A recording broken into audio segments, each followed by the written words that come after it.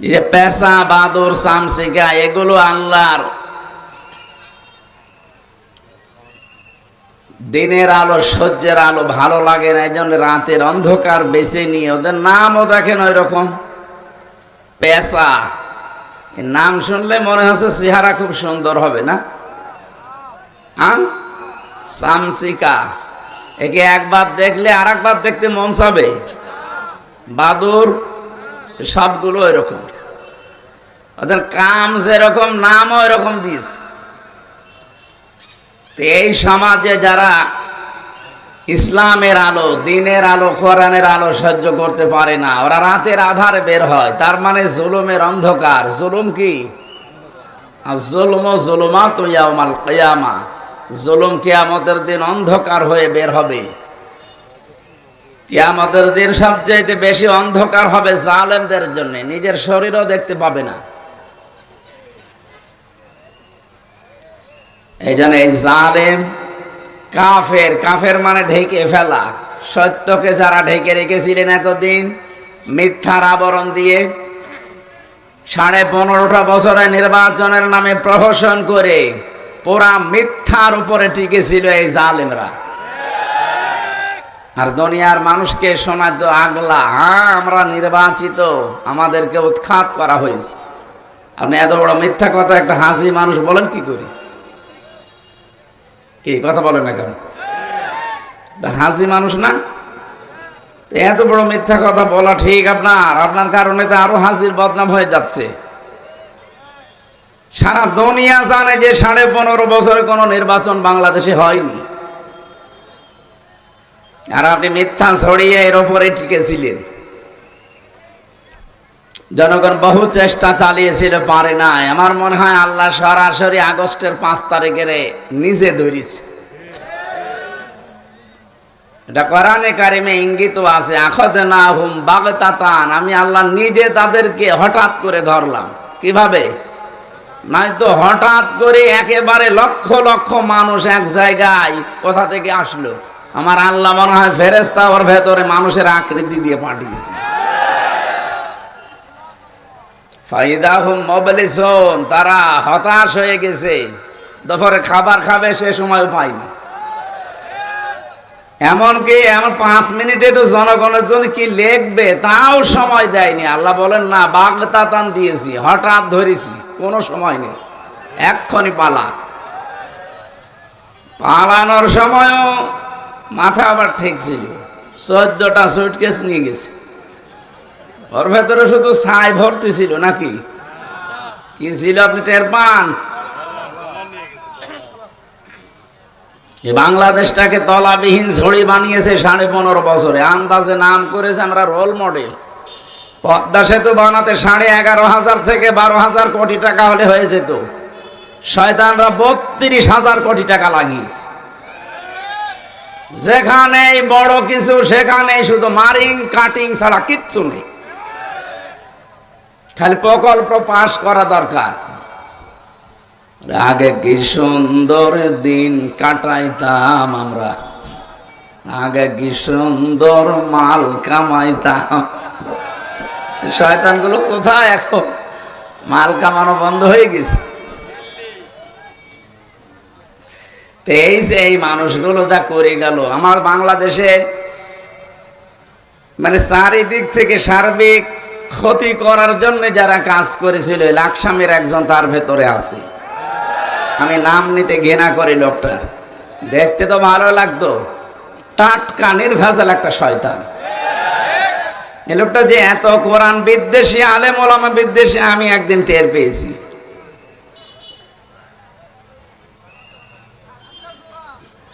ঠিক আছে ভাই,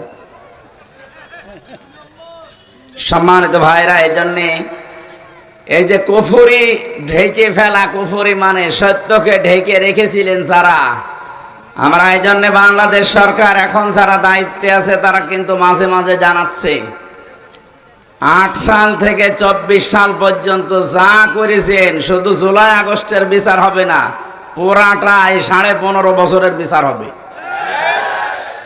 8 থেকে 14-24 পর্যন্ত যারা নির্বাচনের নামে পুরাটা সিটারি আর বাটপারি করে কেউ সাবেক এমপি, এখন কেউ সাবেক মন্ত্রী। কিসের সাবেক এমপি আপনি? আপনার জন্য সাবেক এমপি সাবেক মন্ত্রী লেখা জায়েজ নেই, কারণ আমরা ভোট দেইনি। আপনি এতটুকু লিখতে পারেন সাবেক চোর, হ্যাঁ যেটা সত্য ওইটা লিখবেন। এতটুকু লিখবেন সাবেক ডাকাত, কারণ আপনি ডাকাতি করেছেন। কথা বলেন না কেন? এদেশে ভোট হয়েছে, ভোট যেন হয় সেই পরিবেশ তো আমরা চাচ্ছি।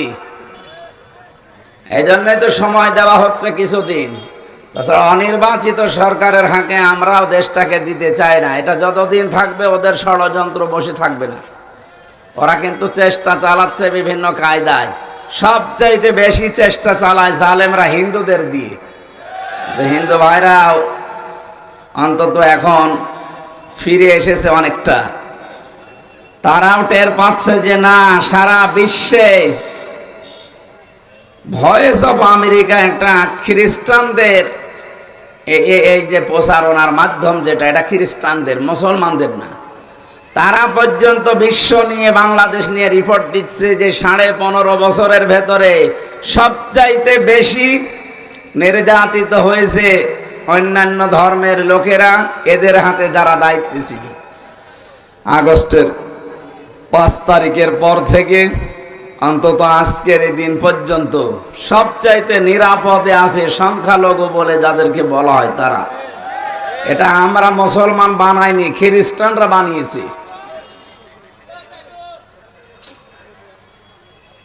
মাইক্রোসফট এটাও চালায় খ্রিস্টানরা। আপনি বলেন এই সমস্ত মানুষগুলো মুসলমানদের ভালো দেখতে কোনোদিন তারা রাজি আছে? কিন্তু এখন রিপোর্ট দিতে বাধ্য হচ্ছে সত্যটা।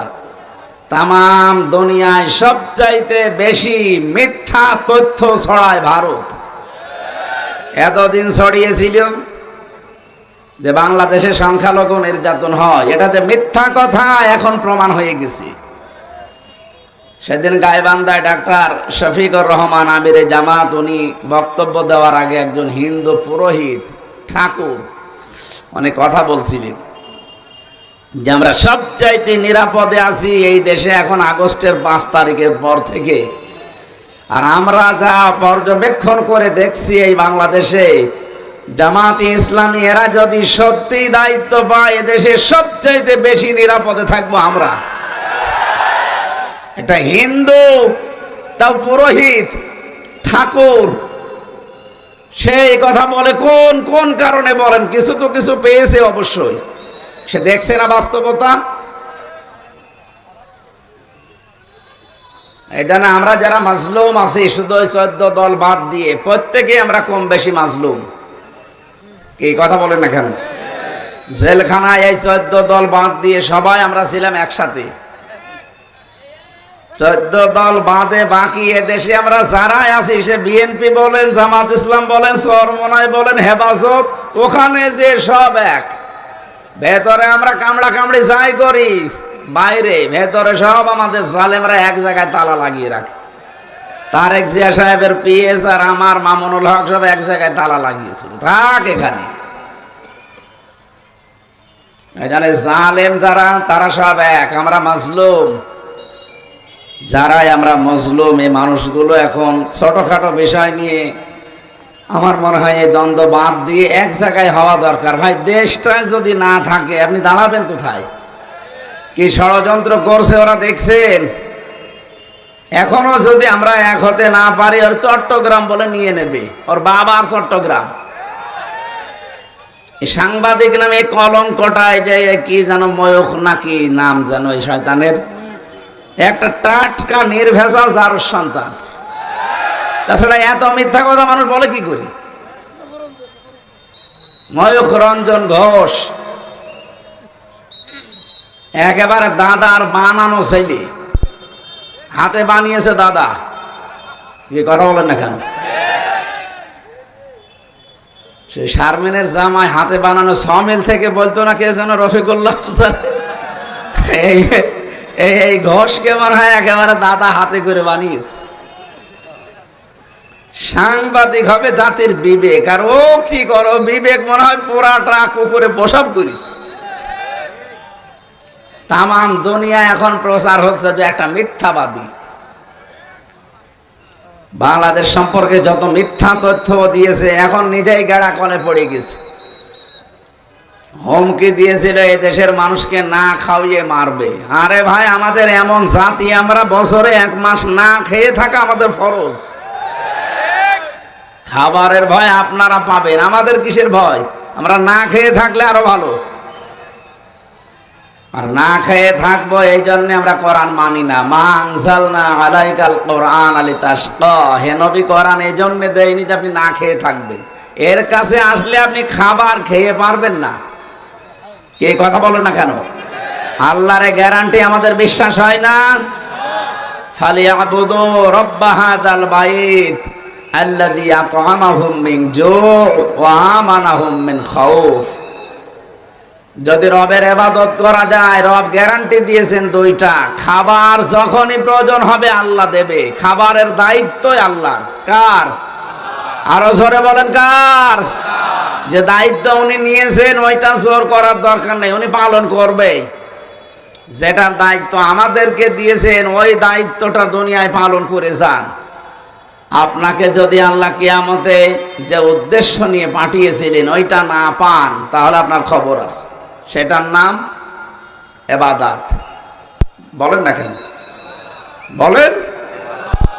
ওমা খালাকতুল জিন্না ওয়াল ইনসা ইল্লা লিয়াবুদুন। মানুষ আর জিন আমি বানাইনি, তবে বানিয়েছি একটা উদ্দেশ্যে, তারা আমার ইবাদত করবে। কি করবে? কুমিল্লাবাসী মানুষ যদি ইবাদত করতে চায় তার আগে একটা কাজ তাকে করা লাগে, ঈমান আনা লাগে। কি কথা বলেন না কেন? আমরা এখানে যারা আছি বলেন তো, আমরা কি ঈমান এনেছি না ঈমান পেয়েছি? না না। কবে আনলেন ঈমান? আপনি পেয়েছেন। আপনার বাপ দাদা মুসলমান ছিল, এই কারণে আপনি ঈমান পেয়ে গেছেন। ঈমান যারা এনেছিল আপনি তাদের দিকে তাকান। আমার কথাগুলো চিন্তা করেন, ভাবনা চিন্তা করেন তো। আপনি দুনিয়াতে এখন যারা আমরা যে বসে আছি এখানে অন্য ধর্মের লোক হয়তো নেই। আমরা যারা দাবি করি যে আমি ইমানদার, আপনি ঈমান এনেছেন। পড়া কোরআন শরীফে ঈমান পেয়েছি এ কথা কোন জায়গা আছে বলেন? নেই। যেখানেই দেখবেন ঈমানের কথা সেখানে ঈমান এনেছি এই কথা বলা আছে। ইয়া আইয়ুহাল্লাযীনা আমানু, ও হে যারা ঈমান এনেছো না ঈমান পেয়েছো। বিপরীত শব্দ দেখেন, ইন্নাল্লাযীনা আমানু, নিশ্চয় যারা ঈমান এনেছে না ঈমান পেয়েছে।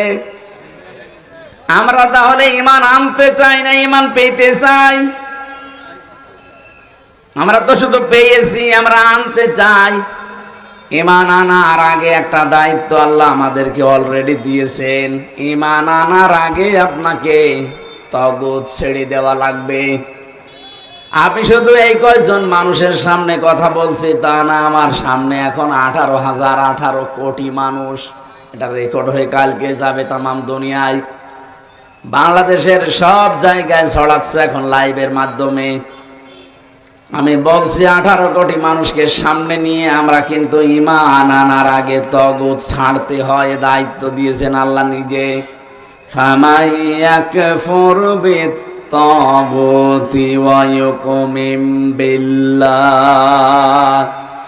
কোন মানুষ যদি ঈমান আনতে চায় তার প্রথম কাজ সে যেন তাগুত ছেড়ে দেয়। ফাকাদ ইসতামসাকা বিল উরওয়াতিল ওয়াসকা, তাহলে সে এমন একটা মজবুত জিনিস ধারণ করতে পারবে, লাং ফিসামা লাহা, কখনো সেটা ছিড়বে না।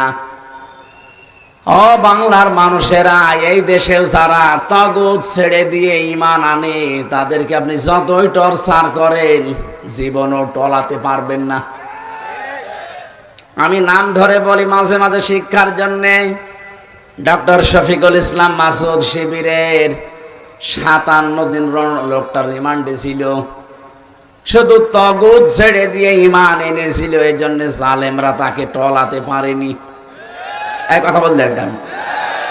বাকি কত বড় বড় মনে হয় পীর সাহেব জান্নাত থেকে পালিয়ে এসেছে, এত বড় বড় ইমাম শুধু তগুত ছেড়ে না দিয়ে ইমানের দাবি করতো, এজন্য বাতাস পাল্টিয়েছে, সেও পাল্টিয়ে গেছে। আপনি তাহেরি হুজুরের দিকে খেয়াল করেন তো, কত বড় হুজুর মনে হয়। তার পাগড়ি দেখলে, জব্বা দেখলে, বাবড়ি দেখলে মনে হয় জান্নাত থেকে কেবল আসলো। আর মেকআপ করে ওঠে, কি সুন্দর লাগে দেখতে। অথচ সেই দিন পুলিশের তাড়া খেয়ে পালিয়েছে। আরে ভাই, পুলিশ আসলে তার খুশি হওয়া দরকার যে আমি নিরপরাধ, আর পালিয়েছে। তগুত ছেড়ে না দিয়ে ইমানের দাবি করে, এই জন্য ওর ইমান ওকে ধরে রাখার ক্ষমতা দেয়নি। জালেমদেরকে দেখলে এই মানুষ খালি পালিয়ে যায়। এত কাটছাট বলার পরও যদি না বোঝেন, এখন যিনি কি বাইতুল মুকাররমের ইমাম, তার আগে যেটা ছিল ওটা একেবারে 5 আটা গোলাম ছিল। কি কথা বললেন না? বিশেষ করে বাংলাদেশে ওলামা লীগ যারা বলেন, তো এগুলো আলেম নামে কলঙ্ক না? যে লোকটা স্লোগান দিতে পারে জয় বাংলা, জয় বঙ্গবন্ধু, জয় শেখ হাসিনা, ও আল্লাহু আকবার নারায়ে তাকবীর মানে না। নৌকা মার্কা নিয়ে দাঁড়িয়েছিল নড়াইল থেকে। আমার মনে হয় নৌকা নিয়ে না দাঁড়িয়ে কুকুর মার্কা নিয়ে দাঁড়ায়, তাও পাশ করত। কথা বলে দেখেন, আপনি এত নিচে নেমে গেলেন। জানছেন লোকটা শাপলা চত্বরে লক্ষ লক্ষ মানুষকে দুনিয়া থেকে বিদায় করার মাস্টার মাইন্ড সে। এরপরও আপনি তাকে কওমি জননী নাম দিয়ে দিলেন স্বার্থের কারণে। আপনি মানুষ, এই জন্যই তো মানুষ এখন আপনাকে ঘৃণা করে।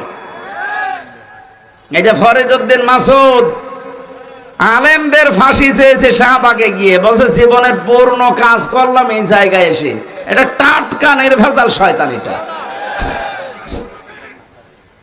মুনাফিক মানে মুনাফিকের বাপ ওইটা। আলেম নাম দিয়েছে, জবাই করা দরকার শয়তান। এদের কারণেই তো এ জালেম এত সাহস পেয়েছে। 2732 জন ছেলে মেয়েকে হত্যা করেছে এই আগস্টের 5 তারিখের আগ পর্যন্ত। কিভাবে মারছে আপনি দেখেননি? একেবারে সরাসরি এই জায়গায় গুলি লাগিয়ে শেষ করার পরে আবার ভ্যানে তুলে দিচ্ছে লাশটা।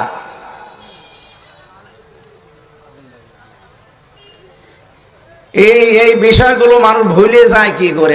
আমার আশ্চর্য লাগে। আপনার নিজের ছেলে হলে আপনি বলতে পারতেন। আয়না ঘর বানিয়েছিল জালেমরা, আমি তো তাও মিনিটাই ছিলাম 10 দিন। কি যে কষ্ট দেয় এর ভেতরে, বিগটাই তো আরো বেশি। এই সমস্ত দৃশ্যগুলো সামনে এখন একেবারে দিবালোকের মতো দেখতে পাচ্ছেন, এরপরও আপনি ভুলে যান। গণকবর দেয় যেখানে 20 জন 25 জন একবারে ভ্যান থেকে নামিয়ে কবরে মাটি দিয়ে দিচ্ছে, কোনো জানাজা নেই, লাশও ধোয়ানো নেই।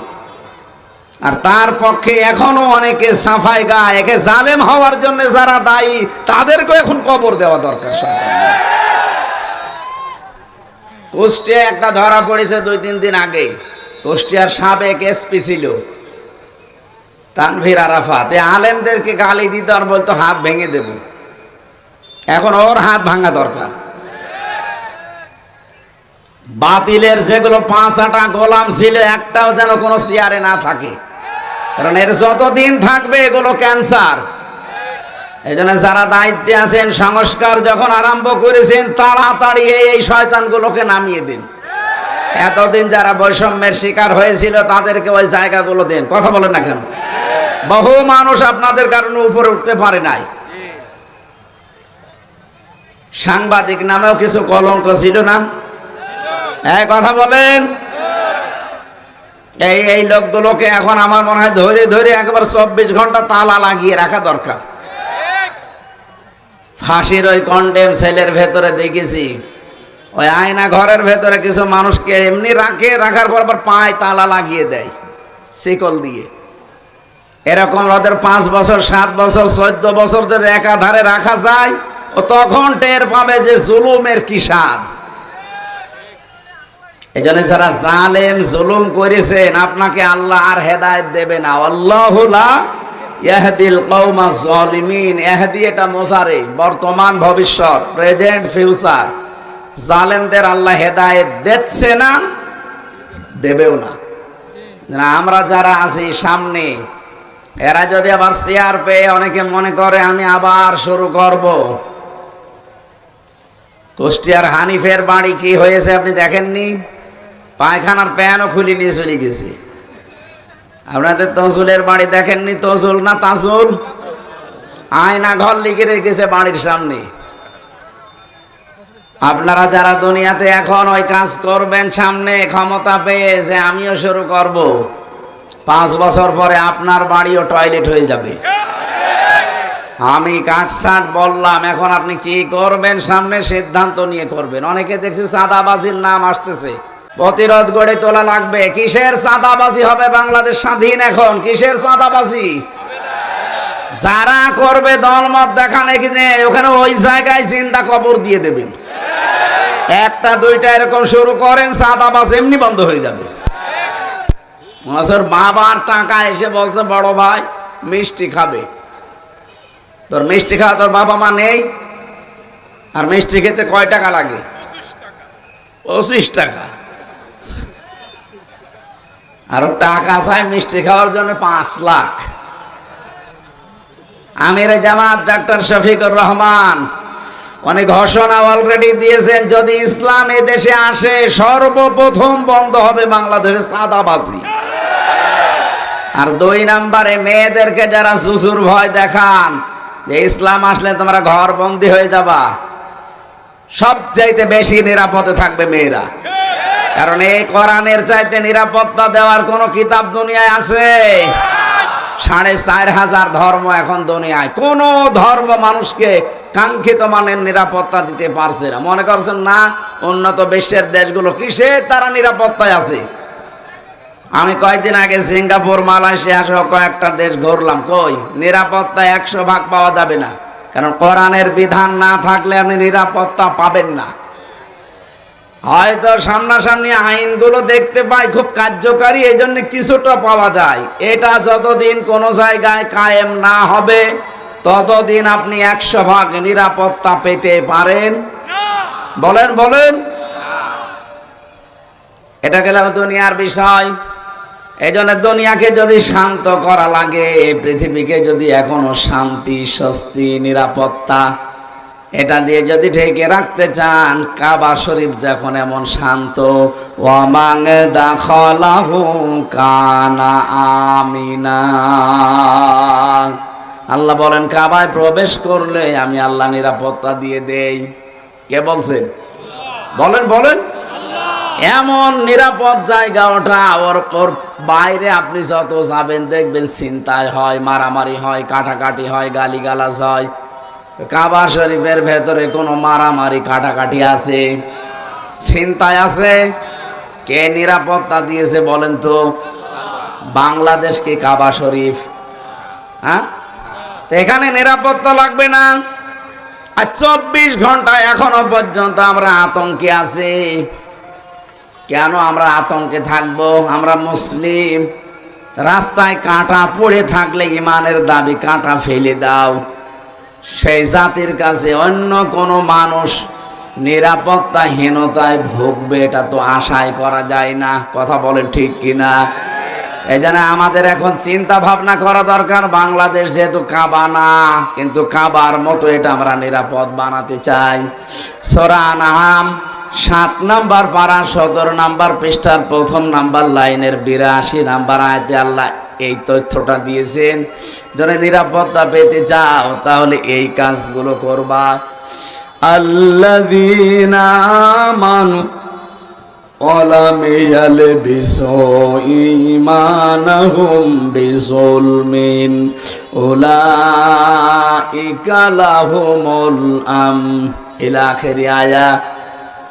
আল্লাহ পাক বলেন যারা ঈমান আনবে আর ঈমানের সাথে শিরিক মিশ্রণ করবে না, জুলুমকে মেশাবে না, আমি আল্লাহ পাক এই দুইটা কাজের কারণে তাদেরকে নিরাপত্তার হকদার বানিয়ে দেব। বলেন সুবহানাল্লাহ। এই দেশে এখন আইনের চাইতে আইন তো পাশ করাই লাগবে। আইনের চাইতে যদি আমরা আল্লাহর কোরআনে বর্ণিত এই দুইটা নিয়ম মানতে পারি, দল মত জাতি বর্ণ ধর্ম নির্বিশেষে ঈমান আনার পরে ঈমানের সাথে যেন জুলুম মিশ্রণ না হয়। এখানে জুলুম মানে শিরিক। জুলুম মানে কি? আমাদের কাজে কর্মে বিশ্বাসে আকীদায় কোনো জায়গায় যেন শিরিক না থাকে। এখনো অনেক শিরিক আমাদের ভেতরে ঢুকে আছে। এই কারণে আল্লাহর পক্ষ থেকে আমরা নিরাপত্তা পাইনি। আয়াতের মাঝের কথা কিন্তু উলাইকা লাহুমুল আমন। আল্লাহ যেন এই হাত দিয়ে এভাবে দেখিয়েছেন এই বাংলার মানুষগুলো। কোরআনে কারীম যেখানে থাকবে সেই জায়গার জন্য ইঙ্গিত। এই মানুষগুলো উলাইকা লাহুমুল আমন, এরাই নিরাপত্তার হকদার। এ কথা কার? আল্লাহর কথা মিথ্যা হতে পারে? তাহলে আমাদের বিশ্বাসে যাদের শিরিক আছে আপনি এখনই তওবা করবেন। বিশ্বাসের শিরিক মানে আল্লাহ যেটা পারে ওটা অন্য কেউ পারে, বিশ্বাস করার নাম শিরিক। কথা বলেন না কেন? আল্লাহ যেটা পারে ওটা অন্য কেউ পারে, এ বিশ্বাস করার নাম কি? আরো জোরে বলেন তো। ক্ষমতায় দিতে পারে কে? এটা যদি কেউ বলে না জনগণ ক্ষমতার উৎস, ও কিন্তু শিরিক করছে। আর শিরিক করলে সে লোকটা মুশরিক, আর মুশরিক হলে তার বিনা হিসাবে জাহান্নাম। বাংলাদেশে এই বিশ্বাসের মানুষ নেই। কারা আছেন হাত তোলেন তো। এই দেখেন, আন্দাজে শোনেন আপনি। না না, ঠিক হয়নি। এভাবে শোনাই, এরকম ছাত্র আমার লাগবে না। আপনি অ্যাক্টিভ ভাবে শুনবেন। কয় এনে তো হাত তোলেনি, বুঝে বুঝে শুনতেছে না। আপনি 5 মিনিট কথা শোনেন, চিন্তা ভাবনা নিয়ে শোনেন আমি কি বলতে চাই। আমি তো গতানুগতিক বাবা কি করেছে দাদা কি করেছে বলছি না। কোরআনে কারীম থেকে একেবারে নিরেট তথ্য যেটা ওইটা তুলে আনছি। এই দেশে হাজারো মানুষের ভেতরে শিরিক আছে, যে ক্ষমতায় মনে হয় জনগণ দিতে পারে। আছে না? এ বিশ্বাস পাল্টাতে হবে, নাই তো আপনার নামাজ রোজা হজ যাকাত সব মাঠে মারা যাচ্ছে।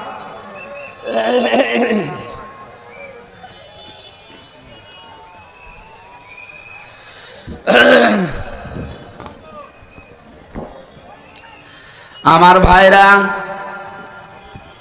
আমি আমার ঈমান থেকে বলছি, আমি নিজে জান্নাতে যাব শুধু না, আমি এটা চাই না। আমি চাই আমার শ্রোতা যারা তাদেরকে আমি জান্নাতে নিয়ে যেতে চাই। দেখতে পাচ্ছি কোরআনের এই চোখটা লাগিয়ে আপনি জাহান্নামের দিকে দৌড়াচ্ছেন। একটু থামেন। কার জন্য কি করে যাচ্ছেন আপনি? একটু দুনিয়ার জীবনটা নিয়ে একটু চোখ বন্ধ করে ভেবেছেন। অমাল হায়াতুদ দুনিয়া ইল্লা মাতাউল গুরুর। আল্লাহ পাক বলেন, হে পৃথিবীর বান্দা বান্দিরা, আমি কিন্তু তোদেরকে বানিয়েছি। পৃথিবীর জমিনটা ধোঁকা। এখানে যদিও পাঠালাম তোদের, পুরা জমিনটা ধোঁকা। তোর মা বাবাও তোর জন্য ধোঁকা, তোর সন্তানাদিও ধোঁকা, তোর ছেলে মেয়েও ধোঁকা, তোর জমি জায়গা এ বিশাল অট্টালিকা সবগুলো তোর জন্য ধোঁকা। একটু মেকি ভাবে চোখ বন্ধ করে দেখ কেমন দেখা যায় এগুলো। এটা আমি বলছি আমার নিজের কথা। আমার পূর্বপুরুষ তিনটার স্তরের পরে আমি আর চিনি না। আমার বাবা রিয়াজউদ্দিন, তার বাবা জাহান আলী, তার বাবা নমাজ আলী, এরপরে আমি আর চিনি না। অথচ নমাজ আলী মাত্র 62 বছর আগে মারা গেছে। এই লোকটার বাবা যদি এখন এসে আমারে বলে কুষ্টিয়ার এই 2 তলা বাড়ি আমার, এই ভিটা আমার, ওর দাঁত মুখ খুলে ফেলবো না বলেন তো? যে ভণ্ডামি করার জায়গা পান না। আমি তো নমাজ আলীকে চিনি না। আপনি কোথাকার কে? কারণ আমি তারে দেখিনি। আমি নমাজ আলী পর্যন্ত ছোটবেলায় একটু দেখেছিলাম, ওনার বাবাকে তো আমি আর দেখিনি। এখন উনি যদি এখন কুষ্টিয়া এসে পরিচয় দেয় যে আমি নমাজ আলীর বাবা, আমার গোষ্ঠীর কেউ তাকে চিনবে? কথা বলে না কেন? চিনবে যারা, তারাও কবরে চলে গেছে। মাত্র ৬২ বছর আগে বিদায় নেওয়া মানুষ ফিরে আসলে যদি তার নিজের বাড়িতে উঠতে না পারে, আপনি ৫০ বছর পরে বাংলাদেশে আবার ফিরে আসেন, এ কুমিল্লা লাকসামে নরপাটি বলেন যে ৪ তলা বাড়ি আমার ছিল, ওখানে যারা বাস করবে ৫০ বছর পরে আপনাকে ঢুকতেও দেবে না। এইটা দুনিয়া, এটা কি? সুতরাং এর পেছনে থেকে আমার বিশাল জীবন কিন্তু সামনে, যার শুরু হয়ে গেলে আর শেষ হবে না। আমি পরিবর্তনের কথা বলছি, অবশ্যই আপনি পাল্টাবেন। আল্লাহ আমাদেরকে এই ধোঁকাটা বোঝার তৌফিক দিন, বলেন আমিন। এবার যেটা শোনাচ্ছি কোরআনে কারিম থেকে, এটা আরো মারাত্মক। আল্লাহ পাক বলেন এই জীবনের পরে যে জীবনটা শুরু হবে, ওয়ালা ইয়াসআলু হামিমুন হামিমা, কোন অন্তরঙ্গ বন্ধু, হামিম মানে অন্তরঙ্গ বন্ধু, যার কাছে সবকিছু বলা যায়, এরকম কোন বন্ধু বন্ধুর পরিচয় দেবে না। ইউবাসসারুনাহুম ইয়াবাদুল মুজরিমু লাউ ইয়াফতাদি মিন আযাবি ইয়াউমিযিন বিবানি। কিয়ামতের ওই কঠিন ময়দান আল্লাহ যখন আরম্ভ করবেন, ৫০,০০০ বছর, এই যে এখানে আছে খামসিনা আলফা সানা মিম্মা তাউদ্দুন, যেভাবে তোমরা গণনা করো ১ ২ ৩ ৪ ৫ করে, কিয়ামতে একটা দিন হবে এরকম ৫০,০০০ বছর লম্বা। ওই দিনে মানুষ দাঁড়িয়ে থাকবে, মাথার ১ হাত উপরে সূর্যটা এসে টকবক করে মগজগুলো পড়বে। এটা শুধু শোনার জন্য না, শুনে একটু নিজেকে ওই জায়গায় দাঁড় করান তো, কত কঠিন পরিস্থিতি আমার সামনে। মাটি পুড়িয়ে তামা হয়ে যাবে, একটাই মাত্র আওয়াজ থাকবে পুরা ময়দানে, পানি চাই। কি চাই? আপনি মনে করেন আমি ওই ময়দানে আছি, আল্লাহ পাক এবার নিজে দাঁড়াবেন বিচার করার জন্য। হঠাৎ আমাকে ডাক দিয়ে যদি বলে যে ৬০ বছর ৭০ বছরের একটা জীবন দিলাম, কি কি করলি আমার সাথে বল। আপনি নিজের দিকে তাকিয়ে বলেন তো, যা করেছেন জবাব দেওয়ার মতো কায়দা আছে? এমন এমন গোনা আমাদের জীবনে আছে যেটা আমার মায়ের বাবার কাছেও বন্ধুর কাছেও বলা যায় না। এরকম গোনা নেই? ওটা আপনি আল্লাহর সামনে বলবেন কি করে? এই জন্য এখন থেকে পাল্টাবেন, যেটা বলা যায় এরকম গোনা করব, যেটা বলা যায় না এরকম গোনা আমি আর করব না। তাহলে এই মাহফিলে আসা সাকসেস হবে। এই যে মোবাইলের মাধ্যমে যারা অপরাধ করেন, গোনা করেন, এই মুহূর্ত থেকে তওবা করে ফেলেন।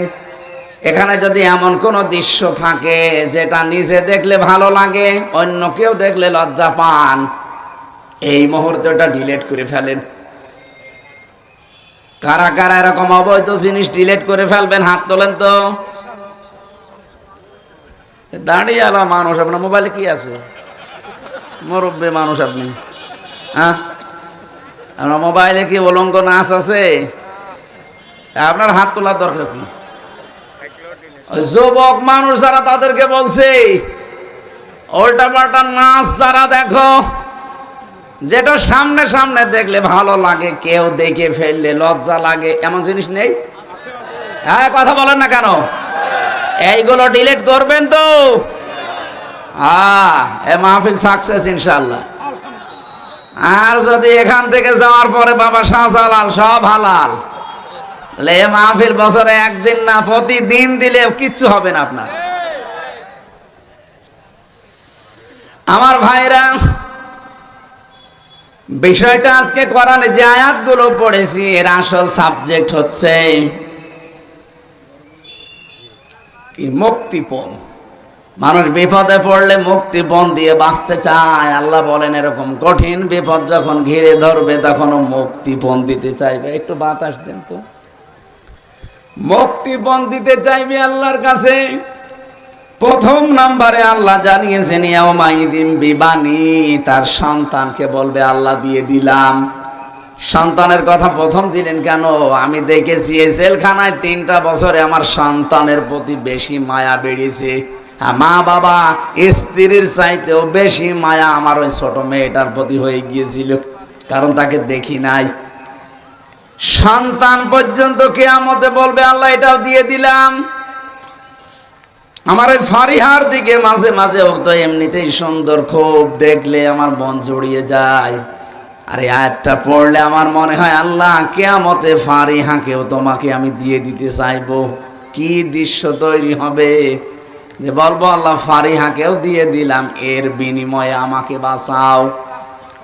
আল্লাহ বলেন এতটুকু তো শেষ করি নাই, ওয়া সাহিবাতিহি ওয়া আখি, তার নিজের স্ত্রী তার ভাই পর্যন্ত বলবে আল্লাহ এইটাও দিয়ে দিলাম জান। অফাসিলাতি হিল্লাতি তবে আমার জ্ঞাতি গোষ্ঠী যারা আমাকে আশ্রয় দিত, আমার দলের লোক, বংশের লোক, আমার আত্মীয়, এদেরকেও আমি দিয়ে দিলাম। ওয়ামান ফিল আরদি জামিআ, এই পৃথিবীতে আমার যত সম্পদ ছিল স্থাবর অস্থাবর সব আমি দিয়ে দিলাম জান। ওয়ামান ফিল আরদি জামিআন সুম্মা ইউনজি, আল্লাহ এরপরও তুমি আমারে বাঁচাও।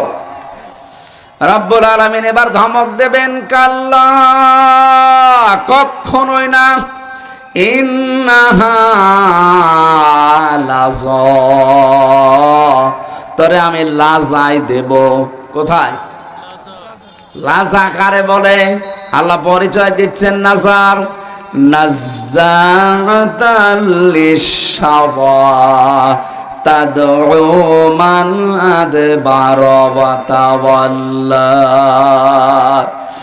এই লাজা নামক একটা জাহান্নামের নাম। এটা এত কঠিন এবং ভয়ঙ্কর, এ ঘরের ভেতরে ঢুকলেই মানুষের চামড়া আগে খসে যাবে।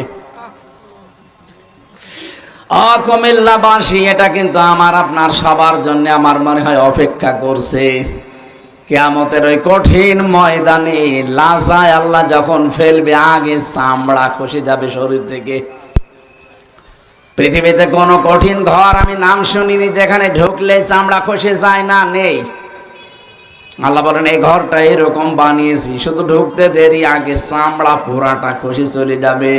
তাদউ মান আদবারা ওয়া তাওয়াল্লা, এই ভয়ঙ্কর ঘর কাদেরকে ডাকবে জানো? তাদেরকে ডাকবে যারা সত্যকে সত্য জানার পরও অ্যাবাউট টার্ন করে উল্টা দিকে চলে গেছে। আর এই চরিত্রের মানুষ বাংলাদেশে বেশি। চোখে আঙ্গুল দিয়ে এদেরকে সত্যটা দেখানো হয়, এরপরেও যেন অ্যাবাউট টার্ন করে চলে যায়। আমি কথা কি বলতে চাই বুঝেছেন তো? সত্যকে সত্য জানার পরও যারা মানতে চায় না, তাদের জন্য এই লাজা। এখন আপনি নিজে ভাবেন, আপনি যাবেন কোথায়? আমার মনে হচ্ছে আমরা যা করছি লাজার উপযুক্ত হয়ে বসে আছে। আল্লাহ বলেন দ্বিতীয় নম্বরে তাদের গুণ হবে ওয়া জামাআ ফাআওয়া, এরা শুধু মাল সম্পদ জমা করতো, আর কি করে সংরক্ষণ করা যায় সে চিন্তা করতো। একটা মানুষের চলতে কয় টাকা লাগে বলেন তো? অথচ আপনি কি করেছিলেন 15.5 বছরে? একজনেই যদি 36,000 কোটি টাকা চুরি করে, তার টাকা লাগে কত জীবনে? 42,000 কোটি টাকা প্রতি বছরে পাচার করতেন এই দেশ থেকে। প্রতি বছরে 42,000 কোটি টাকা শুধু পাচার হয়েছে। এমনিতেই তো সাহস করে বলতো না যে পদ্মা সেতু নিজের টাকায় বানাবো, এই কারণে বলতো, কারণ তো জানে যে কত কিছু পাচার হয়। এত টাকা পাচার করেছে বাইরে। আমি শালি বেগম পাড়ার নাম শুনতাম, আমি দেখে আসলাম সেদিন সাহেব পাড়া আছে। সাহেব পাড়া আছে মালয়েশিয়া, ওরা সাহেবরা সাহেবের নাম দিয়ে দিয়েছে শুধু সাহেব পাড়া, কিন্তু শয়তানরা থাকে না ওখানে, যে ওরা সব হোটেলে থাকে। আমি যে হোটেলে থাকি, হোটেলের নিচে দেখি দুইজন শয়তান বসে চা খাচ্ছে। কি আপনারা এখানে? বলছে হুজুর আমরা আগেই পালিয়েছি। কেন আপনারা সাহেব পাড়ায় থাকবেন না? বলে তালা লাগানো, ওখানে গেলে জনগণ পিটিয়ে মেরে ফেলবে। যত টাকা কামিয়েছে প্রতিটি দিক আর বিভাগের মানুষেরা, আমার মনে হয় সব টাকা এখন আল্লাহ দুনিয়ায় ওসুল করছে। প্রত্যেকটা দিক আর বিভাগে, প্রশাসনে, বিচার ব্যবস্থায়, শিক্ষা ব্যবস্থায়, স্বাস্থ্য খাতে, যে যেই খাতে ছিল একেবারে জনমের খাওয়া খেয়েছে। শুধু খেয়ে শেষ করলে তো হয়, ও বলে খাবো এবং জমা করে রাখবো। এই যে খালি খাবে আর জমা করে রাখবে, এই চিন্তা ভাবনা দুনিয়ায় যাদের ছিল তাদেরকে আল্লাহ লাজায় দেবে। আমাদের তো এই চিন্তা ভাবনা নেই। যদি থাকে কারো সে পাল্টিয়ে যাবেন, যাদের ছিল তারা এখন অলরেডি আস্তে আস্তে ধরা খাচ্ছে। দুনিয়ায় যদি এভাবে ধরা খেয়ে অপমান হয়, আপনি দেখছেন না কিভাবে অপমান হচ্ছে মন্ত্রী লেভেলের লোক। ইনু ইনু এর ডিম মেরেছে, পচা ডিম।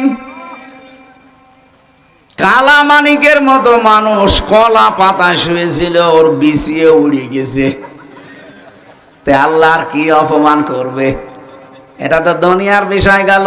আরে ভাই, জেলে গেলেই মানুষ অপমান হয় তা না, কয় আমি জেলে ছিলাম না।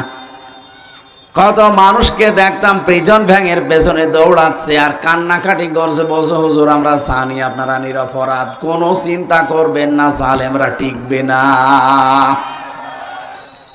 আর এদের এখন নিয়ে যাচ্ছে মানুষ গালি। কি আমি তো ওই বাংলা গালি জানি না, একেবারে বাংলা ইংরেজি মিলিয়ে যত রকমের গালি আছে সব কোঠের বারান্দায় দিচ্ছে। সহ্য করতে অনেকে না পেরে পচা ডিম মারছে। অথচ কয়েকদিন আগে ওর নাম ছিল মন্ত্রী হাসানুল হক ইনু, ছিল না?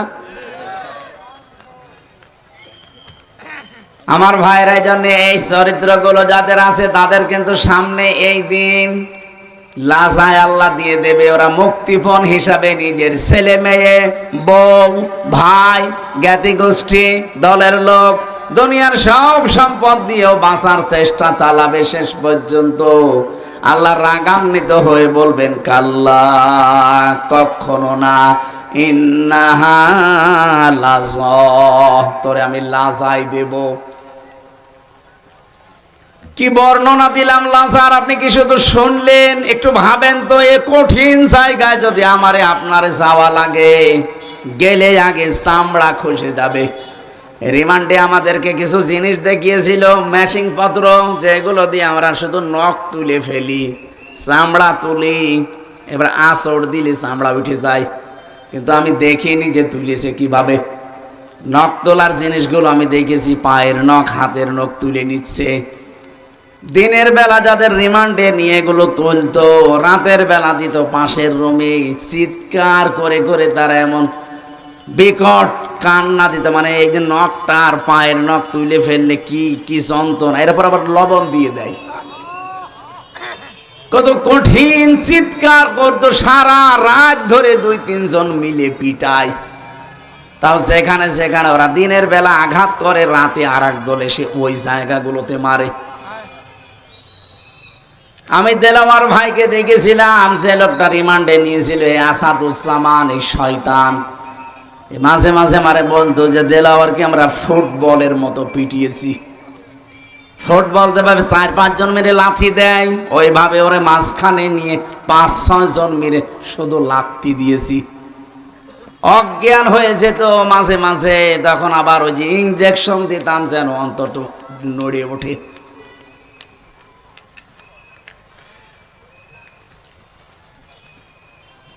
আল্লাহ রাব্বুল আলামিন ওই বর্ণটা এখানে দিয়েছেন যে ওদেরকে নাযাআতাল লিশাওয়া, চামড়া তুলে ফেলা হবে, খালি ঢুকতে দেরি ঘরে।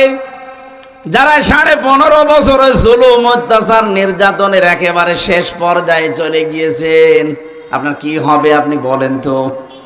কারো কাছে বিচার দেওয়া লাগবে না, নিজের বিচার নিজেই করেন। কোরআনে কারিমে এটা আছে, সূরা আলে ইমরান 168 নম্বর আয়াতে পাবেন শেষের দিকে। আল্লাহ পাক বলেন, ইন্নামা নুমলি লাহুম লিয়াজদাদু ইসমা ওয়া লাহুম আযাবুম মুহিন। এ মানুষগুলোর পাপের বোঝা, অন্যায়কারী যখন একেবারে শেষ পর্যায়ে পৌঁছিয়ে যায়, ওই মানুষটাকে আমি আস্তে আস্তে ছাড় দেই। একেবারে শেষে যখন চলে যায় তখন আর ছাড়ি না। ছাড় দিয়েছিলাম কিন্তু ছেড়ে আর দেই না। ওয়ালাহুম আযাবুম মুহিন দেওয়া আছে আয়াতের শেষে। মুহিন মানে অপমানজনক শাস্তি।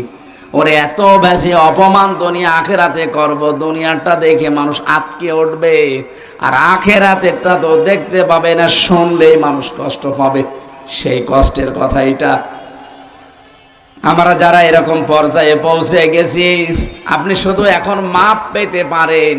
এই 15.5 বছর যার কাছে জুলুম অত্যাচার করেছিলেন তার কাছে যাবেন, তার ক্ষতি করেছেন তার ক্ষতিপূরণ দেবেন।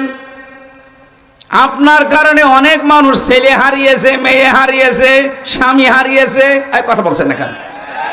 আপনার মিথ্যা মামলার কারণে, মিথ্যা সাক্ষী দেওয়ার কারণে অনেকের 8-10 বছর বিনা কারণে জেল খাটালি গেছে। আমার জীবনও 3টা বছর নষ্ট করে দিলেন, অথচ এখন প্রমাণ হয়েছে আদালত কর্তৃক যে আমি নির্দোষ, আমার কোনো দোষ নেই। নির্দোষ মানুষের উপরে রিমান্ডে নিয়ে 3টা বছর ফাঁসির তাও কন্ডেম ছেলে রেখেছিলেন বিনা কারণে। আপনি নিজেই মাঝে মাঝে এসে বলতো যে আপনার কোনো দোষ নেই, আমরা জানি। কিন্তু জামাত ইসলামের বিরুদ্ধে, আকিজ গ্রুপের বিরুদ্ধে এই মিথ্যা কথাগুলো বলা লাগবে। যদি না বলেন আপনার বউ তুলে নিয়ে আসবো। কি পরীক্ষায় ফেলেছিলেন আমারে বলেন তো? ওই সময় আমার ম্যাডামের মাত্র 7 মাস একটা বাচ্চার বয়স। সে সময় যদি বলে আপনার বউ তুলে নিয়ে আনবো, অথচ আমার তো বাইরের কেউ জানে না যে আমি বেঁচে আছি কিনা, মাটির নিচে ছিলাম। এ কঠিন পরিস্থিতিতে আমার হাত বাঁধা, চোখ বাঁধা, আবার মাজার সাথে দড়ি লাগিয়ে টাঙিয়ে রেখেছি 11 ঘন্টা। আমি কি বলবো ওই সময়? বাধ্য হয়ে বললাম যা করবেন করেন। এখন কোথায় ওই শয়তানগুলো? সেদিন মামলার আয়ু আমারে কল দিয়েছে, বলছো হুজুর জীবনে সব শেষ হয়ে গেল, আপনি আমারে মাফ করে দিয়েন। মাফ করে দেব, আগে টাকা ফেরত দেন। আমাকে ধরার পর থেকে আমার বাবার কাছ থেকে 10 লাখ টাকা নিয়েছে, বলছে যে 50টা মামলা দেব টাকা না দিলে। বাবা তো গ্রাম্য মানুষ, শেষে বেঁচে এদিকে ওদিকে ধার ধর করে সব দিয়ে দিয়েছে শয়তানদের। 3টা বছরে প্রায় 30 থেকে 32 লাখ টাকা আমার জীবন থেকে নিলেন। আগে টাকাগুলো ফেরত দেন, এরপরে বলেন মাফ করে দিলাম। শুধু আমি হামজা না, এদেশের হাজার হাজার হামজা এরকম ভিকটিম আছে। হ্যাঁ কথা বলেন। আপনার এই লাকসামে ওই শয়তানটার কারণে কত মানুষ উপরের চেয়ারে উঠতে পারে নাই, কত মানুষ বাড়িতে থাকতে পারে নাই। গুম হয়ে গেছে 2 জন। কি জবাব দেবেন আপনি? আর আপনার নামের আগে আবার আলহাজ লেখা দেখতাম। পিটিয়ে মেরে ফেলা দরকার শয়তানটা। কোথায় পালিয়েছে আল্লাহ জানে।